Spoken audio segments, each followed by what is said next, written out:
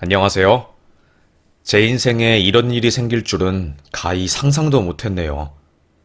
용기 내서 사연을 적어보려고 합니다. 저는 강원도 산골에서 자란 한 여자였어요. 그때까지만 해도 저는 다른 사람들과는 다를 바 없이 평범한 사람인 줄 알았습니다. 상경하기 전까지만 해도요. 강원도는 참 한적하고 느림이 미약인 곳이었어요.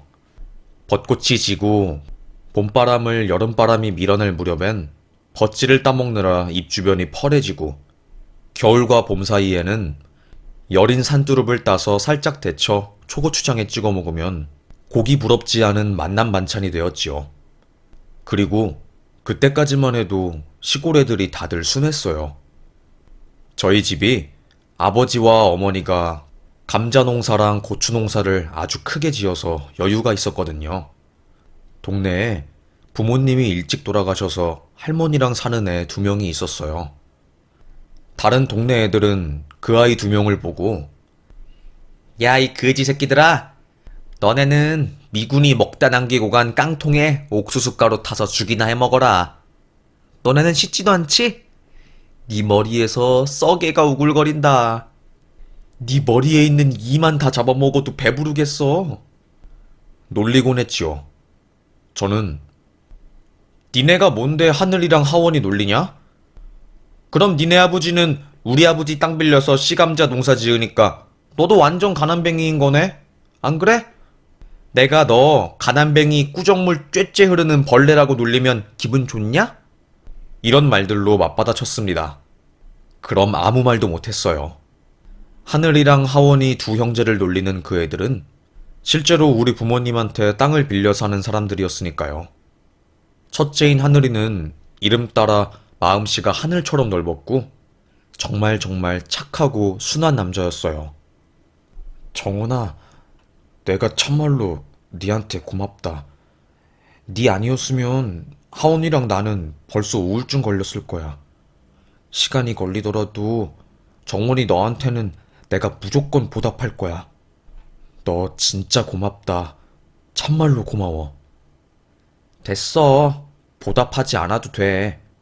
배고프면 언제든지 우리 집 와서 감자랑 식혜 먹어라. 그리고 우리 엄마가 동치미 시원하게 담가놨거든. 엄마가 너네 형제 데리고 와서 꼭 먹으래. 우리 엄마도 심성이 참 따뜻하고 좋으셔서 하늘이 하원이 형제를 살뜰하게 챙기셨어요. 비록 부모님이 안 계셨지만 그의 두 명은 둘이 똘똘 뭉쳐서 힘든 세상을 잘 헤쳐나가는 애들이었거든요. 그렇게 저와 하늘이 그리고 하원이 셋은 남매처럼 하하호호 웃으며 시골 생활을 했습니다. 저는 집에 여유가 있으니 집에 있는 고춧가루나 감자, 홍시, 고사리 이런 것들을 하늘이 할머니께 전달해드리고 하늘이는 공부를 곧잘하고 책도 많이 읽어 똑똑했기에 그걸 저에게 알려주거나 저의 숙제를 도와주고는 했습니다. 그렇게 저희는 서로 상부상조하는 사이가 되었어요. 그러다가 가정 형편으로 고등학교에 올라가 공부하는 것을 포기한 하늘이는 공장에 가게 되었고 저는 서울에 있는 이모 집에 올라가서 고등학교를 다니게 되었어요. 서로 길이 달라지게 된 거죠. 하늘이는 참말로 정원이 네가 부럽다. 너 서울 가서 열심히 살고 행복해라.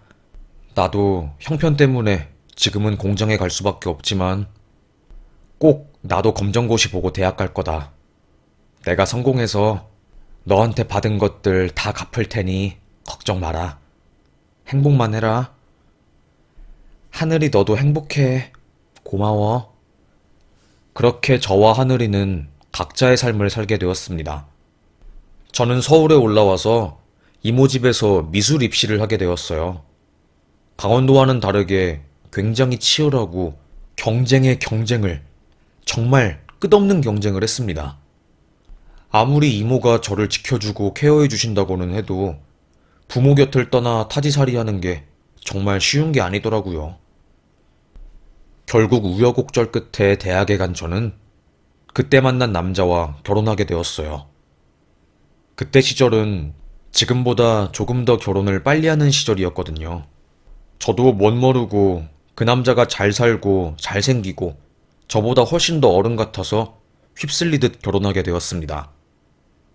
저는 대학생이었고 그 남자는 사업을 하는 남자라 저보다 훨씬 모든 부분에서 성숙했지요. 우와, 이 오빠는 압구정에서 이렇게 근사하게 인생을 사네? 이런 생각들로 저는 그 남자가 저보다 사회적 지위도 높고 놓쳐서는 안 될 남자라 생각했습니다.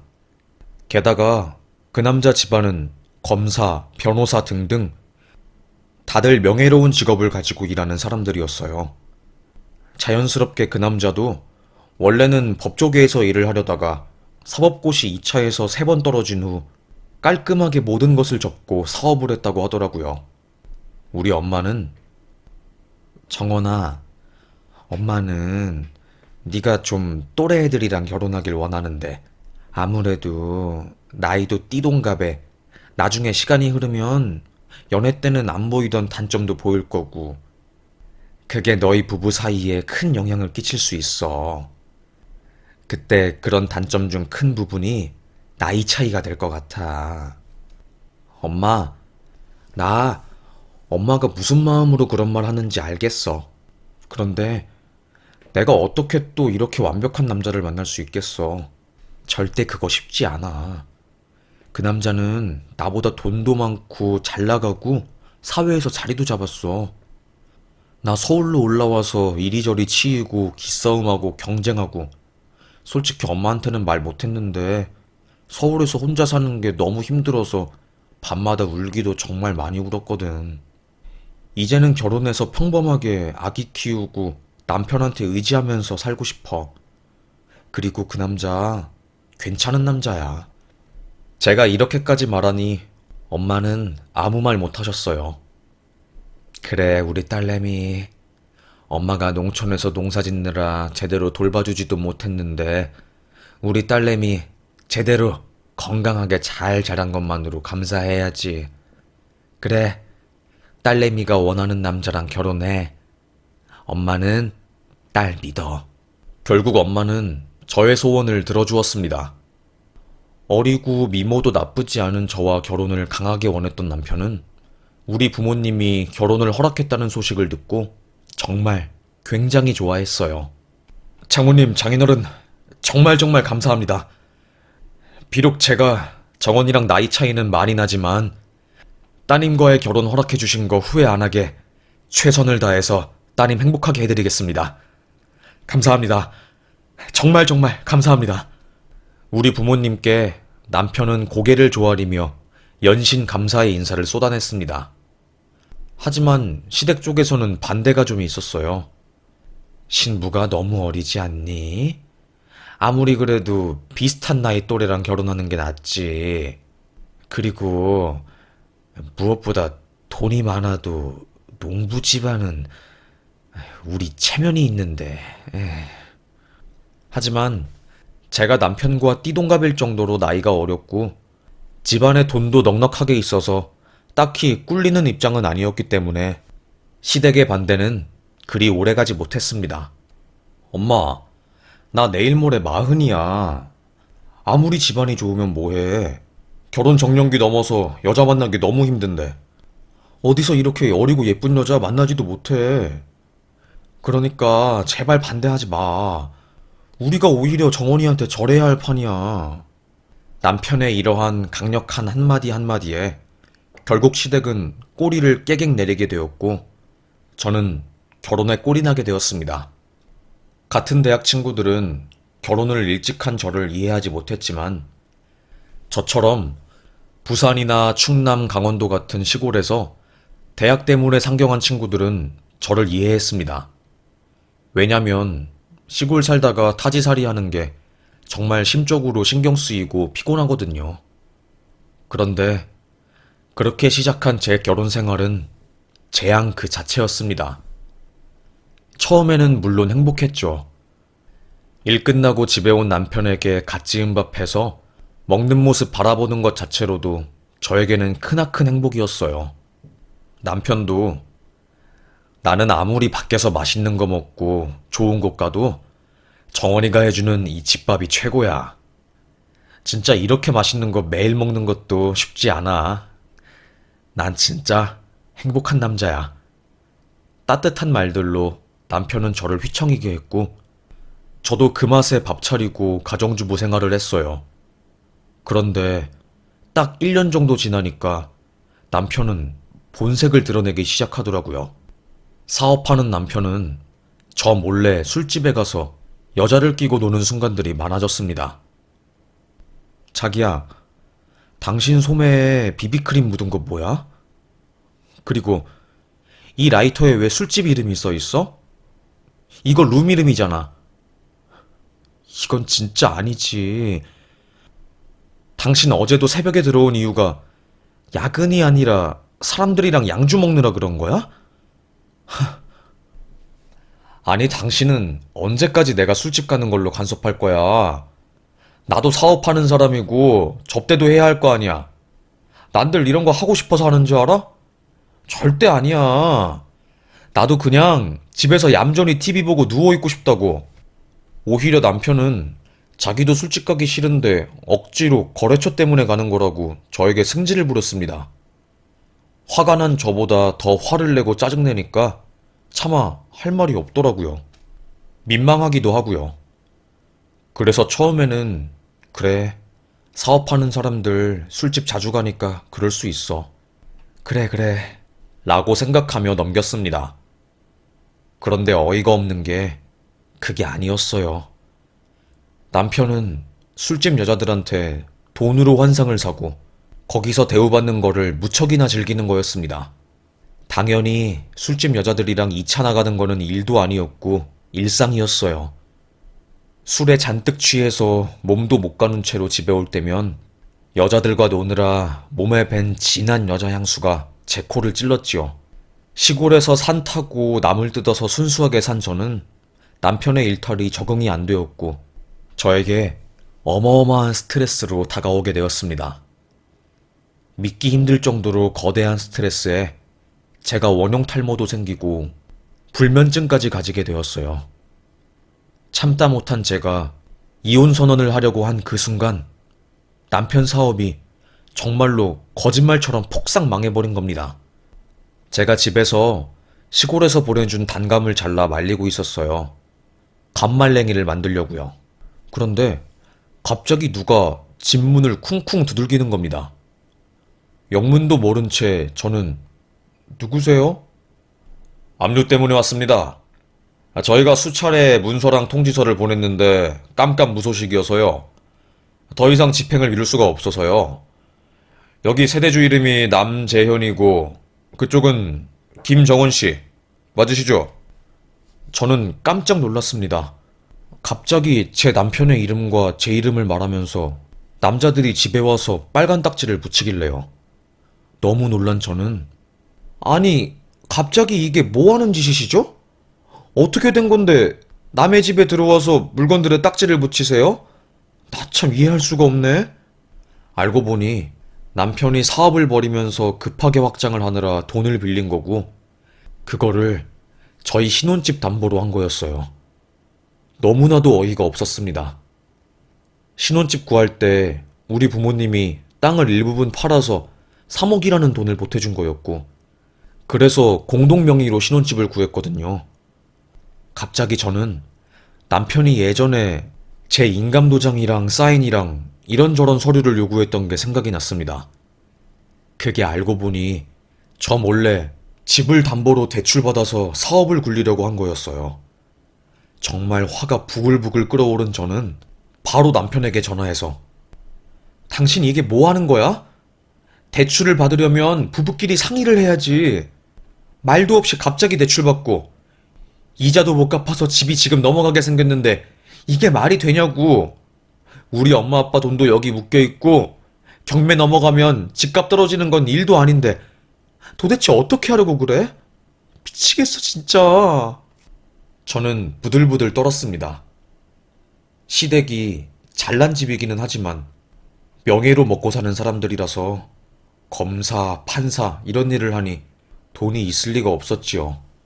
사실 판사 일을 하셨던 아버님이 퇴직을 하시고 나서 변호사로 큰 돈을 벌었긴 했지만 말년에 국회의원을 하신다고 모은 돈을 다 쓴 상태라 정말 돈이 없는 상황이었거든요.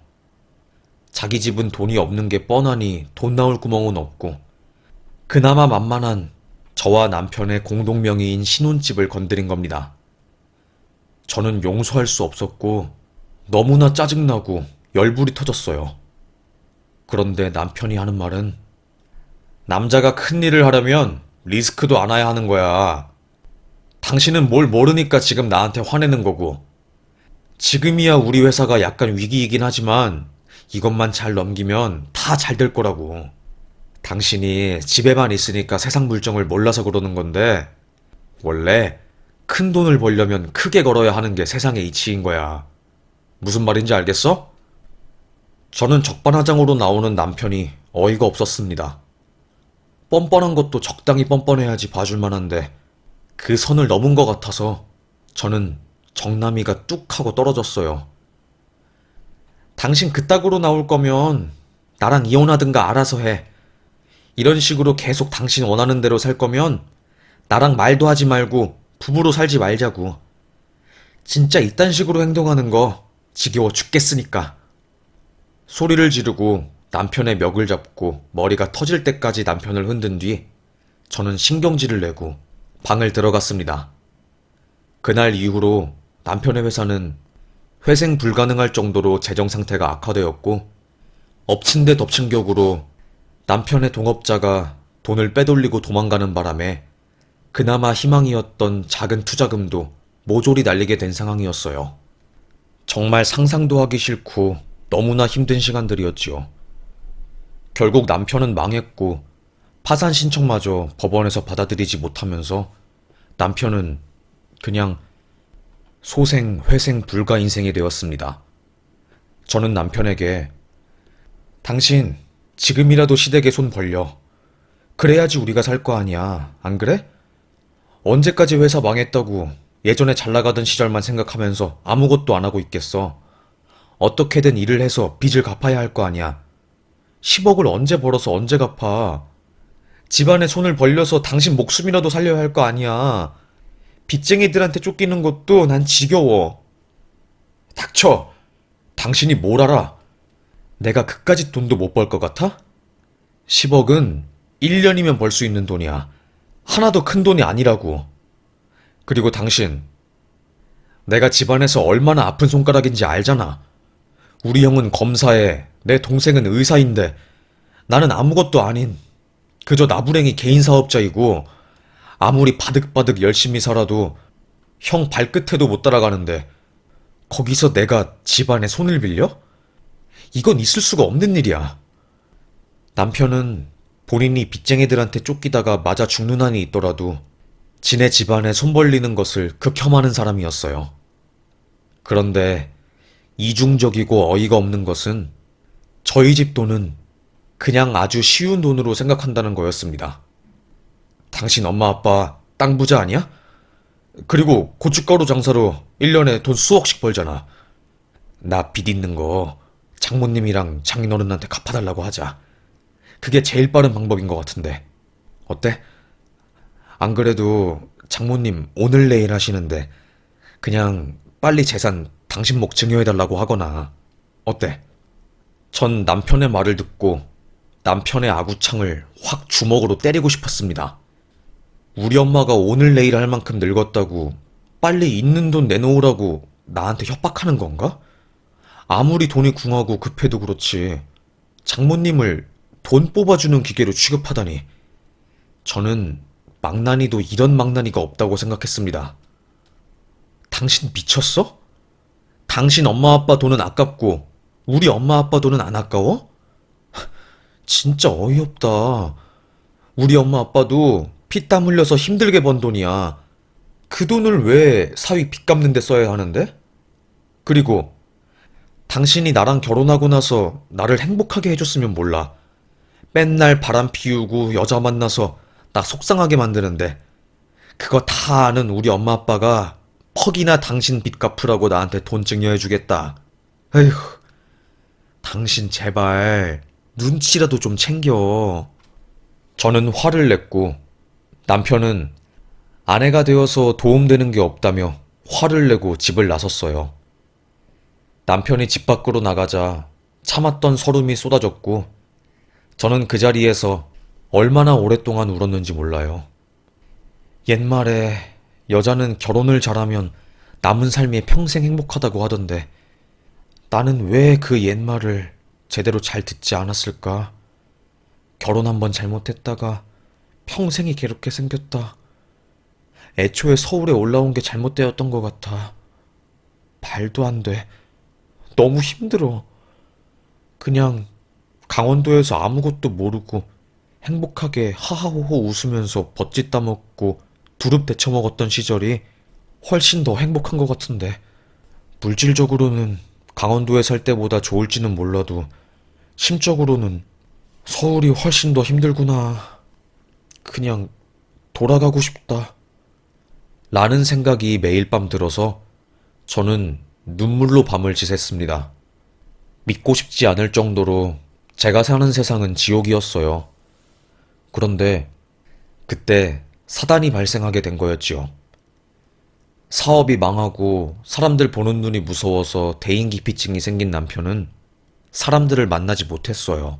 낮에 나가는 것도 무섭다고 맨날 밤에만 나가고 피해망상까지 생기고 그냥 소위 정신병자가 되어버린 거였지요. 저는 그런 남편이 날이 갈수록 너무나도 무서웠습니다. 남편은 맨날 컴퓨터 게임만 하고 게임 속의 사람들과 대화했어요. 네네. 거기 게임 크루들이랑 만나자고요. 그래서 협곡에서 5시에 만나서 다들 전쟁한 다음에 끝내는 걸로 해요. 알겠어요. 등등의 저는 알 수 없는 게임 세상 속 이야기들을 매일 컴퓨터방에서 주고받았습니다. 그러다가 어떤 계기가 생긴 것인지 자기가 다시 사업으로 성공을 해야겠다고 하면서 말을 하는 겁니다. 저는 남편이 제발 그만하기를 바랐어요. 그런데 웃긴 게 남편이 저 몰래 저희 고향에 내려간 겁니다. 돈을 빌리려고요. 엄마가 갑자기 전화가 왔더라고요. 정원아, 남서방이 얼마 전에 네 아빠랑 나를 찾아왔다. 뭐라고? 갑자기 그게 무슨 말이야? 남서방이 엄마를 찾아갔다니. 엄마 생일날도 강원도까지 가기 귀찮다고 한 번도 안 간 사람이 무슨 꿍꿍이 때문에 찾아간 거래? 안 그래도 나 더 이상 남편 감당 못할 것 같아서 몰래 이혼 준비 중이었는데. 아니, 갑자기 와서 술을 진탕 먹은 건지 돈을 빌려달라고 하더라고. 감자밭 저당 잡아서 딱 10억만 빌려달라고 하는데 네 아빠가 평소에도 남서방을 그렇게 좋게 보지는 않았잖니. 호통을 치면서 자네 내 딸 데려가서 고생만 시키는데 그 꼴을 보고도 어떻게 내가 10억을 빌려주겠냐고 말 같지도 않은 소리 짓거릴 거면 빨리 서울로 꺼지라고 하면서 화를 내니 남서방이 장인어른 장모님 후회하게 만들어주겠다고 하면서 난리를 치더라. 에휴, 말세야 말세. 남서방 이놈 자식이 정말. 너는 괜찮은 거야? 엄마의 말을 들은 저는 참을 수 없는 분노가 머리부터 발끝까지 차올랐습니다. 나를 괴롭히고 못살게 군 것은 둘째치고 저희 집에 가서 횡포를 부린 건 도저히 이해하지 못하겠더라고요. 그것도 우리 아빠가 돈 안 빌려준다고 하니까 언젠간 복수하겠다고 난리를 치는 모습이 저는 화가 났습니다. 정말 참을 수 없었어요. 안 그래도 엄마는 평소에 고혈압에 수술 후유증으로 인해서 매일 병원에 왔다 갔다 해야 하고 굉장히 힘들게 살고 있는 사람이었거든요. 시한부 판정을 받고 계속해서 항암 치료하고 추적 검사를 통해서 매일 힘겹게 연명하는 사람에게 갑자기 돈을 빌려달라고 협박을 하는 남편이 저는 너무나도 괘씸했습니다. 당신 미쳤어? 당신이 뭔데 우리 엄마 아빠 집에 가서 돈을 빌려달라고 해? 뻔뻔한 것도 적당히 뻔뻔해야지 봐주고 넘어가지. 이거는 아무리 생각해도 도를 넘은 것 같아. 진짜 당신 너무 미친 것 같아. 그냥 우리 이혼하자. 이혼해. 제가 이혼하자고 하니 남편은 화가 난 것인지 막 저에게 욕을 하고 문을 쾅 닫고 또 집을 나간 겁니다. 3일, 일주일, 2주가 흘러도 남편은 집에 돌아오지 않았어요. 그도 그럴 것이 사업 망하고 창피해서 지 집에 가지도 못하고 자존심 때문에 친구들도 만나지 않으니 어디 가서 짱 박혀 있겠거니 했습니다. 그런데 그때 갑자기 제 동생이 울면서 전화가 온 겁니다. 누나, 큰일 났어. 엄마랑 아빠가 일산화탄소 중독으로 지금 원주 병원에 급하게 실려갔다고. 방에서 거품 물고 쓰러져 있는 걸 마을 사람이 우연히 발견해서 신고했고, 경찰이랑 구급대원이 와서 엄마 아빠를 모시고 갔는데 아무래도 보일러 연통이 열려서 누군가 고의로 열어버린 것 같다는 1차 조사 결과가 나왔어. 당장 지금 원주병원으로 내려와. 심각한 상황이야. 저는 심장이 쿵 떨어질 것 같았습니다. 건강하게 시골에서 농사 짓고 있는 가족들에게 갑작스러운 사고가 발생한 게 저를 두렵게 만들었어요. 황급하게 저는 동생이 찍어준 병원으로 가게 되었고, 그 원주 병원이 강원도에서 유일하게 저산소 치료요법이 가능한 병실이 있어서 엄마 아빠가 입원하게 된 거였어요. 영문도 모른 채 엄마 아빠는 잠자다가 봉변을 당한 거였고, 형사랑 경찰은 보일러 연통 시공자를 불러서 조사까지 마친 상황이었지요. 하지만 보일러 시공은 이미 12년 전에 안전하게 끝낸 상황이었고, 갑자기 이제 와서 그 연통 이음새가 뜯어진 게 말이 안 되는 상황이었습니다. 형사는 자세히 지문검사랑 이것저것 알아봐야 할 것 같다고 말할 뿐이었어요. 시간이 좀 걸리니 너무 조급해하지 말고 과학수사 결과를 기다려보자고 하면서요. 저는 마른 하늘에 날벼락 맞은 기분이었습니다. 다행히 아빠는 저산소 호흡 치료로 인해서 뇌의 산소 공급을 강하게 받았고 의식을 되찾았지만 엄마는 아니었어요. 엄마는 그러지 못했습니다. 평소에 지병이 있고 암수술과 항암 치료를 여러 번 받았던 엄마는 몸이 그 상황을 견딜 수가 없었고 결국에 끝끝내 사망하게 된 거였어요. 사망 선고를 받은 그날 저는 얼마나 울었는지 몰라요. 세상이 떠나가라 울었습니다. 그리고 막막하게 장례식을 치르게 되었어요. 연락이 끊긴 남편에게 문자로 엄마가 사망했으니 빨리 늦게라도 빈소에 와서 형식적인 예의라도 차리라고 했습니다. 그러자 남편이 그 문자를 본 것인지 뒤늦게 빈소에 왔어요. 이미 엄마에 대한 입관식은 끝나고 발인 전까지 하루 남은 상황이었지요. 어리둥절하지만 뭔가 경쾌한 표정을 가진 남편은 싱글벙글 웃으면서 절을 하더라고요. 저는 남편을 쿡 찌르며 당신 지금 장모님이 죽었는데 미소가 나와? 아니, 왜 웃는데? 내가 아무리 싫어도 선은 지켜야지. 장례식에서 웃는 게 말이 되냐고. 뭐, 기분 좋잖아. 아니, 게임 크루원들이 나한테 현금 캐시 준다고 해서, 그리고 오늘 저녁에 정모 있어서 기분 좋아서 웃는 건데? 우리 엄마가 죽은 것도 아니고 니네 엄마가 죽었는데 그럼 내가 아이고 아이고 하면서 땅이라도 쳐야 하냐? 그렇게 돈도 많은 양반이 시골에서 욕심 부리느라 제대로 옷도 안 사 입고 꾀재재하게 살고 사위 사업한다고 돈 좀 빌려달라고 했더니 돈도 인색하게 안 빌려주는 사람인데 잘 죽었지 뭐. 돈 그렇게 쥐고 있으면 뭐해? 허망하게 바로 이렇게 잠자다가 죽어버렸네? 저는 남편이 미친 줄 알았습니다. 옆에서 그 말을 들은 동생이 미친놈아 하면서 멱을 잡으려고 했고 순식간에 장례식장은 그 둘을 말리는 사람들로 아수라장이 되었어요. 그때 갑자기 장례식장에 형사들이 들이닥쳤어요. 남재현씨 맞으시죠?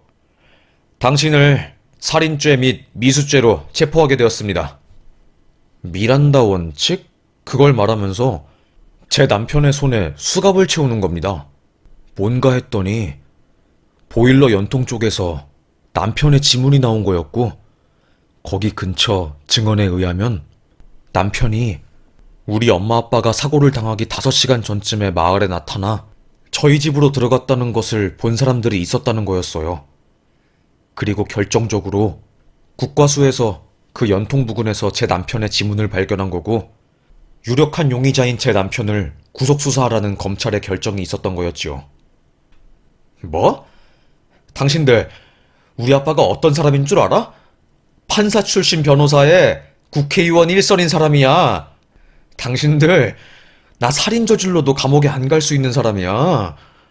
지금 대법원장이랑 우리 아빠가 얼마나 친한데 지금 당신들 나 잘못 건드렸어. 어디서 사람을 살인자 취급해? 어차피 내가 죄가 인정되어도 끽해봤자 징역 3년일 텐데 지금 나 수갑 채우는 니네들 이름 다 기억했다가 승진하는데 불이익 당하게 해줄 거야. 소리를 치는 겁니다. 그런데 진짜였어요. 아버님이 법조계 쪽에 꽤나 입김이 세신 분이었고 아주머님도 검사에 빽이 대단했거든요. 순간 무섭더라고요. 남편이 만약에 우리 엄마 아빠를 죽이려고 그리고 우리 엄마를 죽인 그 범인이 맞았는데 백으로 제대로 된 처벌을 받지 못하면 어쩌지 하고요. 그런 불안을 뒤로한 채 저는 야 이놈아, 네가 우리 엄마 아빠 죽이려고 한 거냐? 천벌 받을 놈. 너 내가 죽여버릴 거야. 소리를 쳤습니다. 남편은 경찰서에 끌려가서 조사를 받았고 저는 멍한 상태로 참고인 조사를 받았어요. 사건이 검찰로 넘어가게 되었고 저는 덜덜 떨리는 손으로 검찰에 가게 되었지요. 그때 형사가 그러더라고요. 제가 생각하기에는 남편분이 범인이 맞고 저희 쪽에서도 구속영장 내려올 정도로 진범을 확신하고 있는데 문제는 정말로 윗선에서 압박을 하는 모양인 것 같습니다. 시아버지라는 분께서 대법원 쪽에 빽이 있는 건지 부장검사 쪽에서 이 사건에 관심을 기울이는 모양이더라고요. 어쩌면 좋죠? 라는 말을 하는 겁니다. 무서웠어요. 저는 검찰로 넘어가서 담당 검사한테 제발 윗선에 흔들리지 말고 이번 사건 제대로 조사해서 내 남편이 진범이라면 정당한 처벌을 받을 수 있게 구형해달라고 싹싹 빌 작정이었어요. 그런데 검사들이 워낙에 권위적이고 수직적인 구조다 보니까 저는 긴장을 했는데 담당 검사 이름을 보니까 김하늘이라고 적혀 있는 겁니다.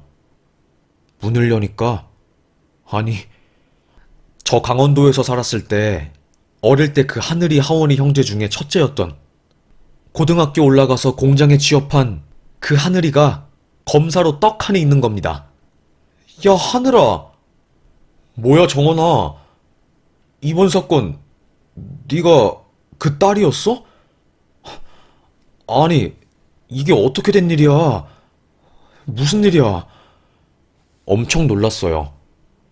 알고 보니까 하늘이는 공장에 가서 일을 하다가 다리를 크게 다치는 사고를 당했고 일을 하지 못하게 되면서 할머니 집에서 살다가 근처 교회 목사님이 사정을 듣고 딱하게 여겨 장학금을 준 거였어요. 그 돈으로 검정고시를 봐서 대학에 들어가게 되었고 대학 입학하자마자 바로 사법고시를 봐서 우수한 성적으로 검사로 일하게 된 거였지요. 하늘이는 그 이후에 저를 찾으려고 엄청 노력을 했대요. 사실 하늘이는 저를 좋아했고 저를 찾아서 고백을 하려고 했는데 하늘이가 검사가 되었을 때는 저는 이미 결혼을 한 상태였고 괜히 자기가 나타나면 혼란을 일으킬 것 같아서 먼 발치에서 저를 바라만 보다가 마음을 포기한 거였다고 합니다. 너무 놀란 저는 엉엉 울면서 하늘아, 나 좀 도와줘. 너 이번 사건 담당자지? 시아버님이 판사 출신이라서 입김이 엄청 센데 위에서 압박을 한다고 하더라고. 이 사건 수사 제대로 못하게. 제발 나 좀 도와줘. 네가 정직하게 수사해줘. 안 그래도 부장검사님이 날 부르더라고. 뭔가 싶었는데 이런 사정이 있었구나. 야, 정원아, 너 걱정하지 마. 내가 어릴 때부터 너네 부모님한테 도움 엄청 받았잖아. 하늘이는 자기가 무슨 짓을 해서라도 정직하게 수사를 한다고 저에게 말했고, 결국 하늘이는 윗선의 회유와 방해에도 흔들리지 않고 꿋꿋하게 수사를 해서 남편에 대해 무기징역을 구형했습니다. 결국 남편은 1심에서 무기징역보다 조금 낮은 형량을 받긴 했지만, 그래도 역대급으로 높은 형량을 받게 되었고, 지금 복역하면서 2심 준비를 하고 있습니다. 게임 페인에 사업까지 망하면서 사고 회로가 극단적으로 변한 남편은 돈을 안 빌려주는 우리 부모님에게 앙심을 품고 그런 범행을 저지른 거고, 그게 자신의 발목을 턱하니 잡게 된 것이었지요. 저는 남편과 이혼하게 되었고, 눈물을 흘리며 엄마를 보내줘야 했습니다. 엄마에게 너무나도 미안할 뿐이었어요. 정말 저는 그 사건으로 극심하게 우울증에 걸려서 극단적인 생각까지 하려고 했는데, 하늘이가 저에게 큰 도움을 주었어요. 제가 힘들지만 힘을 내서 일상생활을 할 수 있도록 매일매일 저희 집에 와서 음식을 사다 주고, 제가 식음전폐할 때 제 입에 죽을 넣어주는 등 지극정성으로 저를 돌보았지요. 야, 하늘아, 너는 검사 일하느라 바쁠 텐데 왜 이렇게 나를 잘 챙겨주냐? 야, 정원아, 내가 말했지? 반드시 내가 성공해서 너한테 받은 은혜 갚겠다고. 지금 그 약속 지키는 거야. 그리고 네 곁에 있고 싶어. 하늘이는 간접적으로 저에게 고백을 한 거였지요. 하늘이 덕분에, 양심 있는 검사인 동네 친구 하늘이 덕분에 제 전남편이 벌을 제대로 받을 수 있게 되었고, 억울하게 죽은 우리 엄마도 한을 풀 수 있게 되었어요. 그렇게 시간을 지내면서 마음을 추스린 저는 하늘이가 저에게 건네준 따뜻한 마음과 사랑에 감동을 해서 어릴 때 못다 이룬 사랑을 하누리와 이루게 되었습니다. 불안할 때 얼떨결에 하게 된 초혼이 아니라 생각하고 또 생각하고 신중하게 결정한 하늘이와의 재혼 생활이 다 죽어가던 저의 삶에 무지개 바람을 불어넣어 주었네요. 비록 잘못된 초혼으로 부모님에게 씻을 수 없는 죄를 지었지만, 하늘이와의 재혼으로 초혼의 죄를 조금이나마 씻어내고 지금은 강원도에 내려가서 저 아버지에게 최선을 다하면서 살고 있네요. 순환 근무를 하는 검사인 하늘이는 저를 따라서 강원도 쪽에서 일을 하게 되었고, 저희 부부는 주말에는 아빠 농사 일을 돕고 평일에는 각자 일을 하면서 행복하게 잘 살고 있습니다. 에휴, 결혼 정말 신중하게 잘 했으면 하는 바람에서 이렇게 긴 글을 쓰게 되었네요. 제 글 끝까지 읽어주셔서 정말 감사합니다.